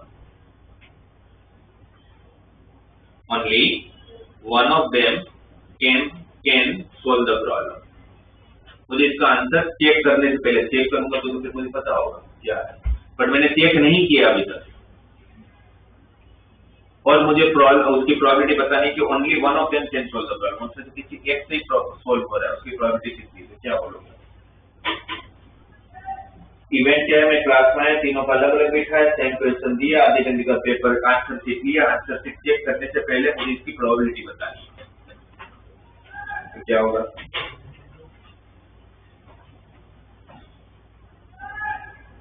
only one of them can solve. Cases क्या क्या हो सकते हैं, केसेस पहले बताओ। ए से हुआ, ए से हुआ, बी से, तीनों से हुआ, दो से हुआ, एक से हुआ। Only one of them can solve the problem. A से हुआ, बी सी से, ऐसा नहीं कि ऐसे हुआ तो मेरा इवेंट खत्म हो गया। ऐसे होना चाहिए और बी और सी से नहीं होना चाहिए। ऐसा भी तो हो सकता है बी से हुआ, ए और बी नहीं हुआ, ऐसा भी तो हो सकता है सी से हो गया और ए और बी दोनों से नहीं हुआ, पॉसिबल है। तो मैं जब यहाँ पर देखूंगा तो ये पहले तो मुझे पता ये इवेंट जो है वो इंडिपेंडेंट है या डिपेंडेंट है? इंडिपेंडेंट है। भाई मेरा ए से क्वेश्चन बनेगा कि नहीं बनेगा उसका बीसी से बनने से क्या लेना देना है? कॉपी तो हो नहीं रही है। आइडियल सिचुएशन मानते चले कि कॉपी नहीं कर रहे तो फिर ए पढ़ के होगा तो होगा, वरना नहीं होगा। उसका बीसी से क्या लेना देना है? सेम बी से होगा कि नहीं होगा उसका ए सी से कोई लेना देना नहीं, और सी से होगा कि नहीं होगा उसका ए बी से कोई लेना देना नहीं है। तो मुझे यहाँ पर तीनों की इंडिविजुअल प्रोबेबिलिटी को मल्टीप्लाई करना पड़ेगा because they are independent event. तो ए का होने से मेरा काम नहीं होता, ए का हुआ तो टाइम पर बी का नहीं होना चाहिए और सी का भी नहीं होना चाहिए। और जब बी का होगा तो ए का नहीं होना चाहिए और सी का भी नहीं होना चाहिए, पर जब सी का होगा तो ए का नहीं होना चाहिए और बी का भी नहीं होना चाहिए। ये मैं मल्टीप्लाई इसलिए कर रहा हूँ बिकॉज वो इंडिपेंडेंट इवेंट, वरना मैं मल्टीप्लाई नहीं करता। राइट, अब मैं इसको सॉल्व करूंगा तो ए के होने के चांसेस 1/2, बी के होने के 1/3 है तो नहीं होने के, ये कॉम्प्लीमेंट है ना, 1 में से माइनस कर लेंगे। सी का नहीं होने का, बी का होने का 1/3, ए का नहीं होने का 1/2, सी का नहीं होने का 3/4, ए का होने का सी का होने का 1/4, ए का नहीं होने का 1/2, बी का नहीं होने का 2/3। ये 24 6 + 3 9 + 11/24। तो किसी एक से ही होगा, उसकी प्रोबेबिलिटी कितनी है? 11/24।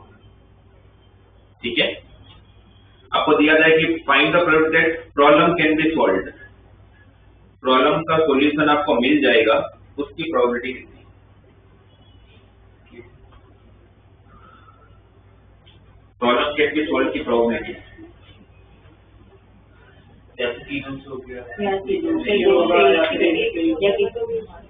मेरे हाथ में सॉल्यूशन कब आएगा?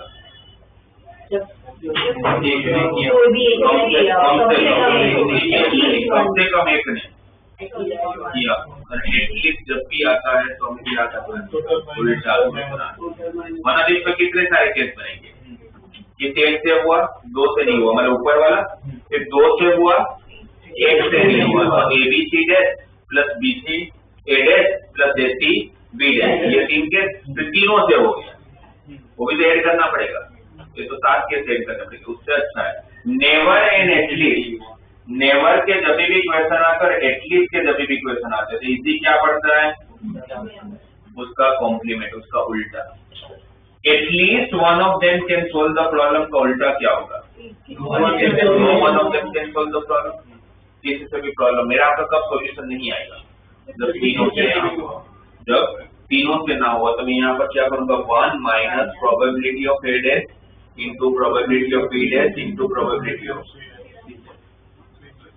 ए dash 1/2, B dash 2/3, C dash 3/4, 2 cancel, 3 cancel, 1 minus 1/4।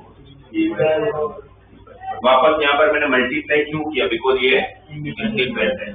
अगर एबीसी अगर इंडिपेंडेंट है तो सीधी बात है उनका कॉम्प्लीमेंट भी तो इंडिपेंडेंट है।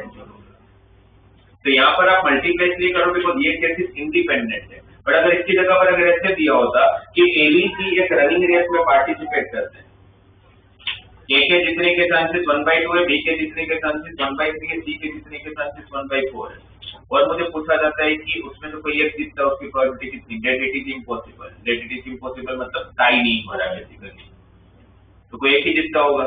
तो फिर मेरा आंसर क्या होगा?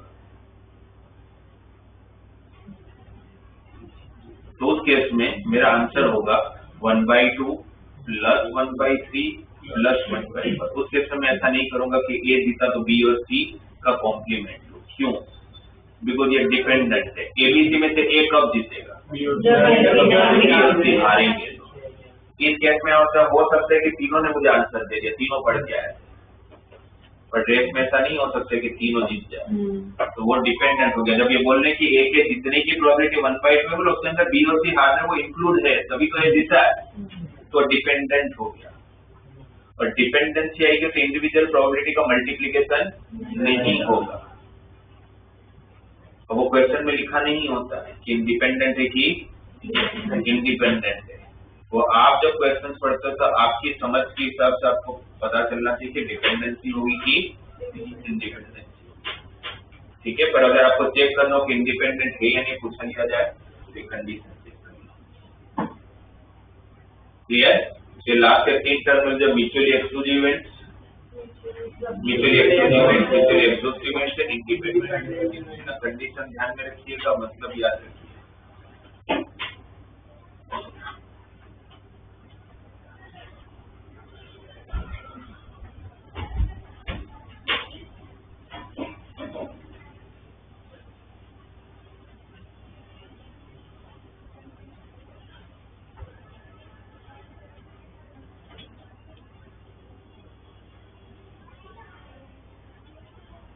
के बाद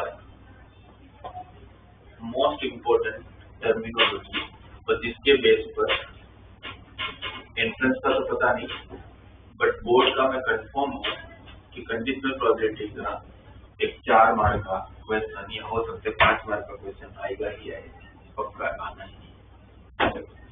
कंडीशनल प्रोबेबिलिटी का लॉजिक जिसने अपने को सिखाया कि सोचते कैसे हैं, वो मैथमेटिशियन नाम था बेस, इसलिए उसका नाम बेस से बोला जाता है बेस। राइट, बेस ने अपने को लॉजिक सोचना सिखाया, बेसिकली ऐसे सोचते हैं इस तरह के क्वेश्चन। कंडीशनल नाम ही देखो क्या दिया, कंडीशन। राइट, यहाँ पर कोई कंडीशन दिया होगा और फिर आपको प्रोबेबिलिटी सोचना होगा। जैसे अगर मैं आपको बोलूं कि मुझे दिया हुआ है कि जब मैं डाइस को थ्रो कर रहा हूँ, और उस डाइस पे ओड नंबर ही आ रहा है, ये कंफर्म है, डाइस को थ्रो करने पर ओड नंबर ही आ रहा है, तो प्राइम नंबर आने की प्रोबेबिलिटी कितनी होगी? इसको लिखा ऐसे जाएगा, प्राइम लेस ओड, इसका मतलब कि ओड आ रहा है कंफर्म है, तो फिर प्राइम आने की प्रोबेबिलिटी कितनी होगी? तो क्या बोलेंगे आप? क्या होगा आंसर? 2/3। आंसर क्या हो जाएगा? 2/3। नॉर्मली आप डाइस को थ्रो करते हो तो आपका टोटल आउटकम क्या होता है? 6, 1 2 3 4। इसमें क्या होगा? 135 सिर्फ 3 होगा, 1 3 और 5। क्यों? क्योंकि पहले से आपको क्या दिया हुआ है? और ही आ रहा है। ये तो पक्की बात है कि मेरे टोटल आउटकम में इवन तो मुझे कंसीडर ही नहीं करना है। और इसमें से प्राइम कौन कौन है? और इसमें आप डायरेक्टली सैंपल स्पेस काउंट करके आंसर इसलिए दे पा रहे हो बिकॉज़ ये सारे के सारे इक्वली लाइकली है, सबकी प्रोबेबिलिटी 1/6 होती है, तो कट हो जाता है, तो डायरेक्टली आंसर क्या हो जाएगा? 2/3। ये जो मैंने किया, this type of equation is under the conditional probability. उसको लिखते कैसे? Probability of prime intersection is prime slash odd, या कहीं पर भी आप ऐसे देखते हो probability of A slash B, तो पहले इसका मतलब पता होना चाहिए। स्लेस बी क्या बोलना चाह रहे हैं? बी हो चुका है, तो ए होने की प्रोबेबिलिटी, बी होने पर ए होने की प्रोबेबिलिटी, अगर बी हो रहा है तो ए होने की प्रोबेबिलिटी कितनी? राइट, और इसकी इन लोगों ने फॉर्मूला बनाया हुआ है, कंसेप्ट बनाया हुआ है। वो कंसेप्ट आप लोगों को क्वेश्चन सोल्व करने में कुछ यूज नहीं आता है, ऑब्जेक्टिव में तो कुछ यूज नहीं आता, बट सब्जेक्टिव में लिखना पड़ता है, एक्सप्लेन करना पड़ता है, इसलिए आप लोगों को ये जानना जरूरी है, ये पता होना जरूरी है कि probability of A slash B का मतलब क्या हो गया? Probability of A intersection B divide by probability of B. A intersection B, इसलिए बी होने पर ए की प्रोबेबिलिटी ढूंढनी है ना, बी तो हो चुका है, और ए होने की प्रोबेबिलिटी, तो दोनों का आपको इंटरसेक्शन चाहिए। राइट, जैसे इसमें अगर वही इससे फॉर्मूला से करने की ट्राई करता हूं, prime intersection sorry prime place odd, तो क्या हो जाएगा? Probability of prime intersection odd divided by probability of odd, तो प्रोबेबिलिटी ऑफ ऑड आने की प्रोबेबिलिटी 3/6। प्राइम और ऑड का इंटरसेक्शन, प्राइम नंबर कौन कौन से? 1 2 6 में 3 5, ऑड नंबर कौन से? 1 3 5, ऑड नंबर 1 3 5, प्राइम नंबर 2 3 5, दोनों का कॉमन 3 5 आने की प्रोबेबिलिटी 6 और 6, तो 2/3 आ गई। तो मुझे क्वेश्चन सोल्व करने के लिए फॉर्मूला नहीं भी पता तो कोई फर्क नहीं पड़ता, बट जैसे मैंने बताया कि आपको एक्सप्लेन करते टाइम ये चाहिए होगा सब्जेक्टिव में, या इसके रिलेटेड कोई क्वेश्चन पूछ लिया जाए तो फिर आपको पता होगा कि प्रोबेबिलिटी ऑफ एसिलेसी का पहले तो मतलब क्या है, बी हो चुका है तो ए होने की प्रोबेबिलिटी कितनी है, वो सोल्व कैसे होता है, probability of A intersection B divided by probability of B, probability of A intersection B divided by probability of B. जैसे अगर आपको दिया जाए कि एक बॉक्स के अंदर ऐसे अलग अलग 15 चीज पड़ी हुई है, 1 to 15 लिखा हुआ है, हर एक पे एक नंबर लिखा हुआ है, कहां से कहां तक, 1 से लेके, उसमें से मैं 2 चीज उठा रहा हूँ, उसमें से मैं रेंडमली 2 चीज पिक कर रहा हूँ, और मुझे दिया हुआ है कि जो 2 चीज मैं पिक कर रहा हूँ उसका एडिशन जो है वो ऑड है, उसका एडिशन जो है वो ऑड है। तो मुझे पूछा गया है कि नहीं, जो एडिशन है वो इवन है, ऑड नहीं, एडिशन जो है वो इवन है। तो मुझे पूछा गया कि प्रोबेबिलिटी फाइंड करके दो कि जो दोनों चीज आपने उठाए हुए दोनों इवन नंबर के होंगे। 15 में से मैंने 2 रेंडमली चीज उठाया, दोनों का एडिशन कैसा आ रहे हैं, इवन ही आ रहे हैं, तो मुझे प्रोबेबिलिटी फाइंड करनी है कि दोनों चीज इवन नंबर की होगी। क्या बोलोगे?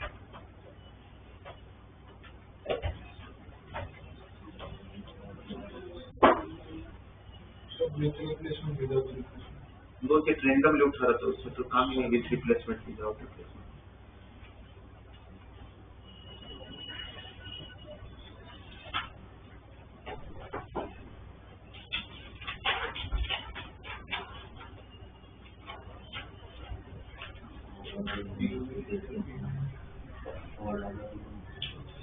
टोटल आउटकम में क्या क्या आएगा?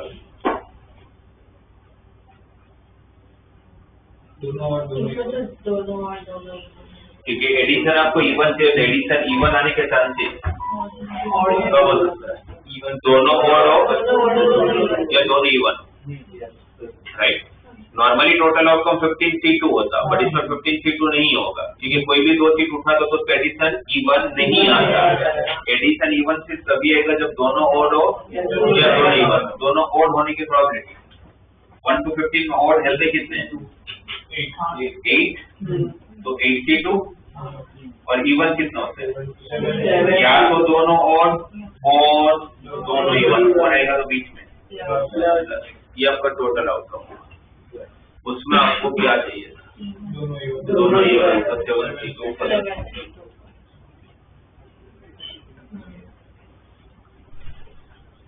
नॉर्मली टोटल आउटकम क्या होता है? 15C2, बट इसमें 15C2 इसलिए नहीं होगा, फिर आपको क्वेश्चन ऑलरेडी दिया हुआ है कि इवन ही आना चाहिए, तो फिर आपको दोनों ऑड चाहिए या तो दोनों इवन।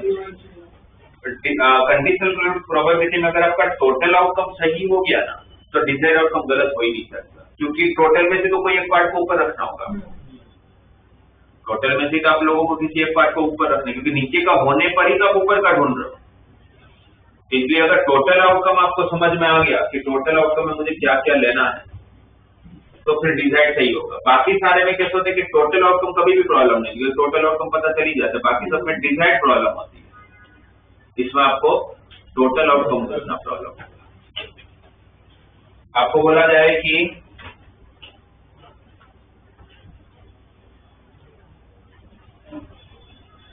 एक बंदा है, वो बंदा 40% केसेस में सच बोलता है, उस बात तक हिस्ट्री के हिसाब से भाई उसको 10 चीजें पूछो तो 4 में सच बोलता है, 6 में झूठ बोलता है। तो दिया हुआ है कि 40% केसेस में सच बोल रहा है। उसने एक डाइस को थ्रो किया और रिपोर्ट करता है कि भाई डाइस पे 6 आ रहा है, अपने को डाइस दिख नहीं रहा है, और दूर से उसने बोला कि डाइस पे 6 आ रहा है, तो मुझे प्रोबेबिलिटी फाइंड करके देनी है कि सही में डाइस पे 6 आया होगा, तो क्या होगा फिर प्रोबेबिलिटी?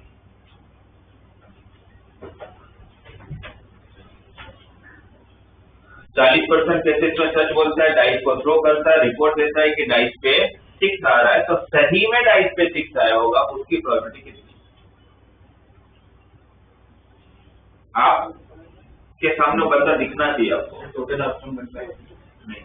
अगर आपको बंदा दिख रहा होगा ना टोटल, और आप उसको देख पा रहे होंगे, उसकी हरकत देख पा रहे होंगे, तो आप इक्वेशन कर लोगे कि मैं कैसा बंदा है जो 40% सच बोलकर डाइस को थ्रो किया है, वो रिपोर्ट दे रहा है, तो रिपोर्ट देने से पहले उसने क्या किया होगा? नहीं वो तो सोचा तो बाद में होगा, उसके सबसे पहले तो उसने डाइस को थ्रो किया होगा। आप एक भी इवेंट बीच में मिस करके तो आंसर गलत है। आप पहले से एक एक स्टेप सोचो। सबसे पहले क्या किया होगा, बेस नहीं सीखा आप लोग, मैंने बेस का थ्योरम पढ़ा हुआ है, वो पूरा एक्सप्लेन करता है कि आप काम जहां से चालू होता है एकदम ग्राउंड वर्क से चालू करो। तो ग्राउंड से चालू करो तो बंदे को देख रहे हो तो उसने पहले डाइस को थ्रो किया होगा। तो मैंने जब थ्रो किया होगा मैं सोच लूंगा डाइस को जब थ्रो किया होगा तो उसके दिमाग में क्या चल रहा होगा। उसके सामने हमारे कर लिए काम का एक ही नंबर है 6, हमारे पास कोई भी नंबर से कोई मतलब नहीं। तो जब उसने डाइस को थ्रो किया होगा तो मैं पहले सोचूंगा या तो डाइस से 6 आया होगा या तो नहीं आया होगा, यही दो पॉसिबिलिटी हो सकती है। तो उसकी प्रोबेबिलिटी में पहले लिख दूंगा कि डाइस पे उसने डाइस को थ्रो किया, मेरे लिए काम का नंबर 6 है, 6 आने के चांसेस कितने 1/6। अब ये पहला केस लिख लो कि सही में डाइस पे 6 आया होगा। फिर उस बंदे ने रिपोर्ट दिया, क्या बोला, क्योंकि हम उसके दिमाग में तो उतर के सोच ही नहीं सकते कि सच बोल रहा है कि झूठ बोल रहा है, तो हमें तो दोनों केस लेने पड़ेंगे कि 6 आया और उसने मुझे बोला कि 6 आया, मतलब उसने सच बोला, और सच बोलने की प्रोबेबिलिटी उसकी 40% है। वो भी तो मैं उसके चांसेस सोचूंगा कि सच बोल भी रहा होगा कि नहीं बोल रहा होगा, तो उसके चांसेस 40/100 ऐसा हो सकता था। और दूसरा केस क्या होगा कि डाइस पे 6 नहीं आया होगा, डाइस पे 6 नहीं आया होगा, 6 आने का 1/6 तो नहीं आने का।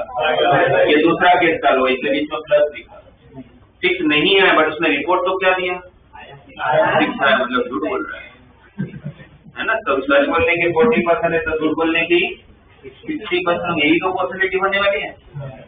सच बोलेगा 6 आया और सच बोला नहीं है फिर भी 6 बोल रहा है, मतलब तो झूठ बोल रहा है, यही तो पॉसिबिलिटी हो सकता है। मुझे इसमें से क्या चाहिए, दिखाना चाहिए, इसको सॉल्व कर लूंगा जो मिला मेरा आंसर है, यानी ये सब तो कैंसिल हो जाएगा 40/100 तो 2 बनेगा।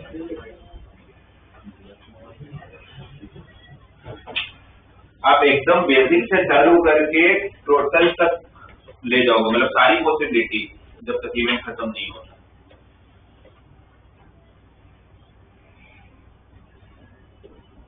मेरे हाथ में समझ आई है, मेरे हाथ में 52 प्लेइंग कार्ड्स है। मैं यहाँ चलते चलते मेरी ऑफिस तक जा रहा हूँ, खेलते जा रहा हूँ, मेरे हाथ से बाई मिस्टेक 2 कार्ड गिर जाते हैं, मुझे पता ही नहीं 2 कार्ड गिर गए।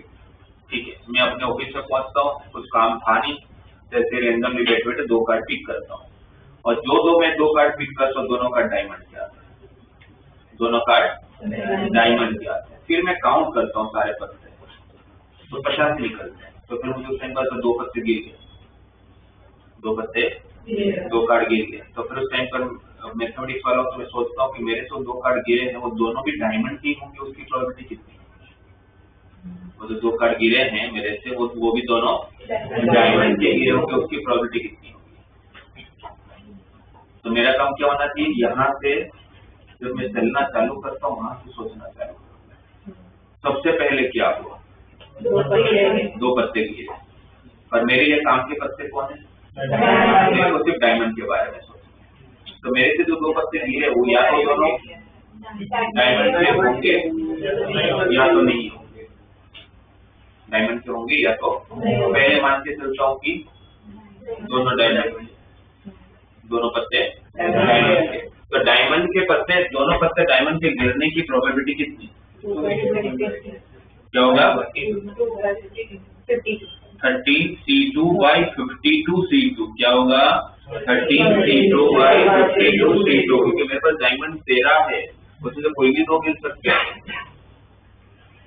तो 13C2 डायमंड के दोनों पत्ते गिरने की, और टोटल तो कुछ भी गिर सकता था, तो 13C2/52, 2 पत्ते गिरे, मैं कहाँ पहुंचा ऑफिस में। अब ऑफिस में मेरे हाथ में कितने कार्ड बचे थे, उसमें से मैंने 2 कार्ड उठाए, और जब दोनों कार्ड उठाए तो दोनों कार्ड कैसा है डायमंड के, बट उस 50 कार्ड में डायमंड बचे कितने थे 11, उसी 11 में से 2 आए होंगे, प्लस ऐसा भी तो हो सकता है कि जो दोनों कार्ड गिरे वो दोनों डायमंड के नहीं, तो फिर कहाँ से गिरे होंगे, 39 3 2 फिर मैं ऑफिस पहुंचा, ऑफिस में 50 कार्ड लेते 52 दोनों डायमंड थे, तो डायमंड कार्ड भी 13 के 13 और 20 ये टोटल हो गया। दो पॉसिबिलिटी ऐसा हो सकता है और ऐसा हो सकता है। मुझे क्या चाहिए था दोनों डायमंड के कार्ड। वो इसमें इसलिए नहीं लेने क्योंकि उन्होंने दो डायमंड के बारे में बोला हुआ है, इसलिए वो केस आपको लेने की जरूरत नहीं है। और वैसा कुछ नहीं बोला तो फिर वो भी कंसीडर करते, बट इसमें तो दो ही केस बनेंगे और फिर हमें जैसे दोनों डायमंड के ही होने चाहिए, तो ये वाला पार्ट ऊपर रहना है।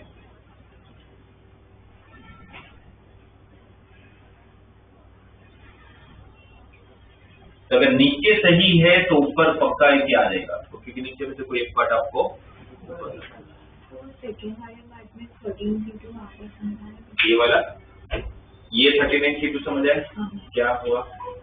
डायमंड को छोड़ के कोई भी दो कार्ड लिया। अब मैं ऑफिस पहुंचा, मैं तो 50 कार्ड बचे तो उसमें से दो निकालो, दोनों कार्ड कैसे आ रहे हैं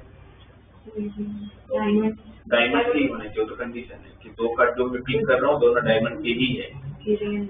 नहीं गिरे नहीं, पूरा क्वेश्चन आप बता। तो क्वेश्चन ऐसा था, मैं यहाँ से जाता हूँ, बाई मिस्टेक में दो कार्ड गिर जाते हैं, मैं ऑफिस पहुंचता हूँ, रेंडमली मैं उसमें से दो कार्ड पिक करता हूँ, जो दो कार्ड पिक करता हूँ डायमंड के ही आ रहे हैं। तो मैं सोचता हूँ कि मेरे से दो कार्ड गिरे थे वो भी डायमंड के कार्ड गिरे होंगे, उसकी प्रॉपर्टी। तो कंडीशन तो क्या थी कि मैं जो दो कार्ड पिक कर रहा हूँ डायमंड के ही आ रहे हैं, तो फिर मेरे हाथ में अभी भी 13 के 13 डायमंड है, तो उसमें से कोई भी दो आ रहा है। अभी जो तो फिर अगर वो केस की अगर डिसीजन तो बोला था कि दो ही कार्ड आपको लेना और दो कार्ड के बारे में आपको सोचना है, अगर उन्होंने ऐसे नहीं दिया होता और तो फिर आपको तीसरा भी केस बनता। कौन सा? एक डायमंड का गिरा और एक डायमंड का नहीं गिरा, तो फिर और एक केस बना था टोटल आउटकम में plus 13C1 into 39C1 divided by into 12C2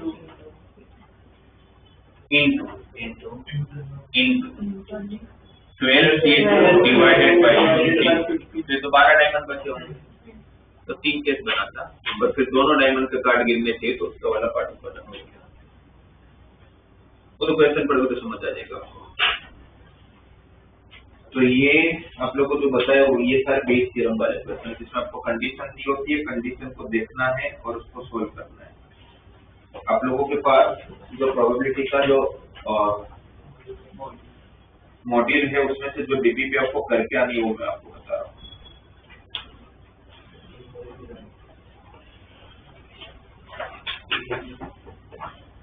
DPP 2 पूरी बेस थ्योरम है, most of question Bayes theorem है, और डीपीपी 1 नॉर्मल पीएनसी वाले, मतलब पीएनसी वाले मतलब प्रोबेबिलिटी के लिए बस डिवाइड बाय टोटल कर लेना, बाकी पीएनसी तो हो जाएगा। तो डीपीपी 1 2